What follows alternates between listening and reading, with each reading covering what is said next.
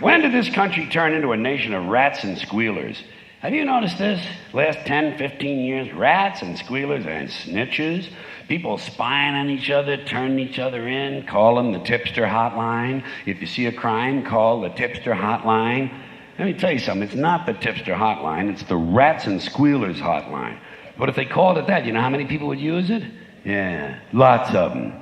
Because people have no principles anymore. We're living in a nation of stool pigeons. How am I driving? Call 1-800 and squeal on the truck driver. Sounds like a small thing, but it's not. It's an open invitation to be a rat. And that's what people are turning into. They cooperate with prosecutors, for Christ's sakes. Prosecutors, the worst kind of dishonest swine ever to crawl out of the devil's asshole. Just the worst fucking humans. And people make deals with them. They plea bargain. They betray their friends just to stay out of jail. That's what happened to those poor guys in the mafia. They sold each other out. Shit, when I was a kid, we looked up to the mafia. We admired and respected those guys because they had a code of silence. No one talked, ever. Now they squeal on each other, make a book deal, buy a fake mustache, and move to Pocatello, Idaho. You know something? They deserve fucking Pocatello, Idaho. And speaking of places where people blow cows, let me ask you a question. I got a question. You remember those militia assholes? You remember those patriotic nitwits said they didn't recognize the authority of the federal government? They had a flag with a serpent on it, said, "Don't tread on me." Well, the flag should have said, "Don't squeal on me," because first chance they got, two of them testified for the government against their friends just to stay out of jail. Never mind the serpent. You know what that flag should have had on it? A rat. A nice big brown diseased sewer rat fucking the serpent in the ass. And both of them wearing camouflage fatigues. We got no heroes anymore in this country. There's no heroes. Timothy Leary turned in people to the FBI. Elvis Presley was a snitch for the DEA. The only hero I've seen recently was Susan McDougal. She told Ken Starr to go get fucked, and she went to jail for 2 years for it. That's what I call being a hero. And by the way, Clinton must have thrown her a pretty good hump to get loyalty like that, don't you think so? Huh? Good for her. Good for her. And good for him. I'm glad he got away with everything he got away with.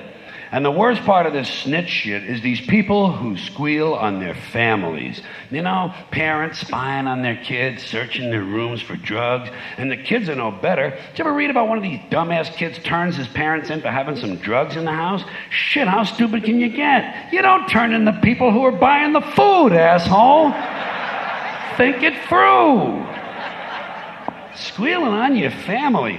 Theodore Kaczynski, the Unabomber, one of my personal heroes, by the way. You bet your ass. He was turned in by his own brother. You don't do that. You don't turn in your brother or your parents or your kids, no matter what they're doing, even if they're selling drugs and killing people. Whatever happened to family values? In fact, you should never cooperate with the police ever at any time for any reason. Fuck the police. Fuck the police. Let them solve some crimes on their own.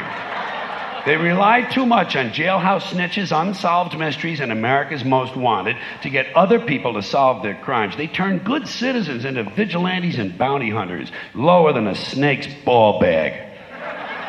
The mafia knew how to handle squealers in the old days. When I was a kid, there was a famous bank robber by the name of Willie Sutton. Everybody loved Willie. He was running from the police, you know, and one day he was riding the subway in New York City, and a private citizen, some civic-minded prick named Arnold Schuster, spotted Willie and turned him into the police.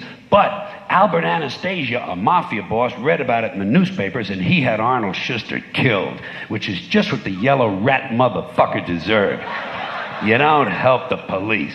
When I was a kid and we went to the movies, we rooted against the police. Against the police and for the crooks. And I still do. I love the crooks. I don't give a shit if they come to my house and kill my entire family. I'm on their side. I'd rather spend 16 hours stuck in an elevator with a couple of crooks than even say hello to a fucking policeman. You don't help the police. They're not on your side. Don't you understand this shit yet? They work for the state. They'll plant fake evidence. They'll put a loaded gun in the hands of an unarmed man they've shot to death. They harass minorities. They brutalize people. They deny people their rights, and they lie about it all in court all the time. They perjure themselves routinely, but they don't squeal on each other. They're not rats. So take a page from their book, but never ever help them. And above all, don't plea bargain by turning in a friend. Tell you what, some of you religious people out here, you religious folks, on Judgment Day, when you see God, ask him if you can plea bargain. Ask him if you turn in your family, will he let you into heaven? You know what he'll say? He'll say, go to hell. He'll say, go to hell, you fucking squealing prick. Because even God hates a rat. You know what Jesus should have done? He should have beat the shit out of Judas. Just grabbed him by the beard and beat the shit out of him. Right in front of the other apostles. Make an example out of him. You fucking squealing prick, Judas, you cocksucker. You realize I could turn you into a fucking pillar of salt if I want? Turn you into a fucking monkey. How is I can be a fucking monkey? Where's the money? Where's the fucking $30? Give me the $30. I'm fucking buying beer for the rest of these guys. Because they didn't fucking rat on me, you prick. But he didn't do that. He didn't do that. You know why? You know why he didn't do that? Because he believed in all this goofy love bullshit. But you notice something else. He did not plea bargain with the Romans. And he didn't squeal on the apostles, you know? He kept his big fucking yap shut, and he took what was coming to him.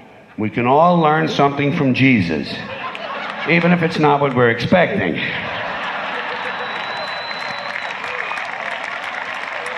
Thank you. I appreciate that, folks.